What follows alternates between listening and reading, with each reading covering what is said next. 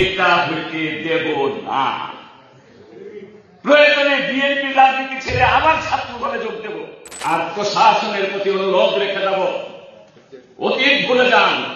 এখানে স্বাভাবিক রাজনীতির চর্চা না করতে দেওয়া হয় তাহলে কিন্তু ভয়ানক পরিস্থিতি হবে। আজকে মেডিকেল কলেজের প্রিন্সিপাল থেকে শুরু করে ড্যাবের কেন্দ্রীয় নেতৃবৃন্দ এখানে উপস্থিত রয়েছেন। ফরিদপুর জেলা বিএনপির পক্ষ থেকে একটি প্রশ্ন রেখে যায় আপনাদের কাছে। মেডিকেল কলেজের আজকে সর্বোচ্চ নেতৃবৃন্দ এবং আমরা জেলা বিএনপি ড্যাব এবং মেডিকেল কলেজ জেলা শাখা কলেজ শাখা এখানে উপস্থিত। আমি খুব হতাশ, এখনো চেয়ার খালি। ফ্যাসিবাদ উৎখাত হয়ে গেছে, হাসিনা দেশ থেকে ভাত না খেয়ে পালিয়ে গিয়েছে। তাহলে কিসের ইশারায় এখন আমার ছাত্র বন্ধুরা এখানে আসতে সাহস পাচ্ছে না? কার আশ্রয় আছে মেডিকেল কলেজ? কার আশ্রয় আছে?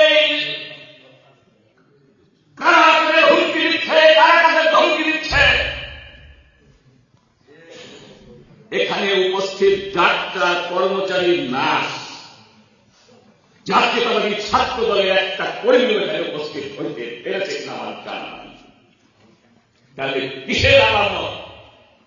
তাহলে কি ড্যাব ফরিদপুর জেলা শাখা, ড্যাব মেডিকেল কলেজ শাখা এই কর্মচারী আর ডাক্তার দিয়ে ড্যাবের আগামী নেতৃত্ব বাস্তবায়ন করতে চাই কিনা আমার প্রশ্ন।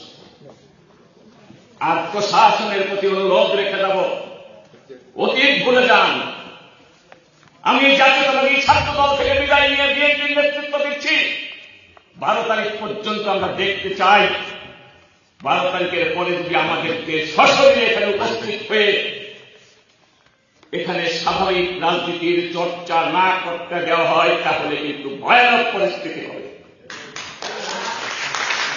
আমার জাতীয়তাবাদী ছাত্র দল যদি রাজনীতি না করতে পারে তাহলে ফরিদপুরের মেডিকেল কলেজের ছাত্র রাজনীতি বন্ধ করে দেব। ছাত্র রাজনীতি যদি বন্ধ হয়ে যায় তাহলে মেডিকেল কলেজ বন্ধ হয়ে যাবে।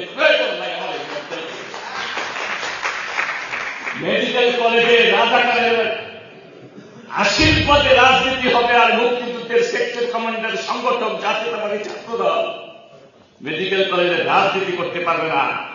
এটা হইতে দেব না। প্রয়োজনে বিএনপি রাজনীতি ছেড়ে আবার ছাত্র দলে যোগ দেব।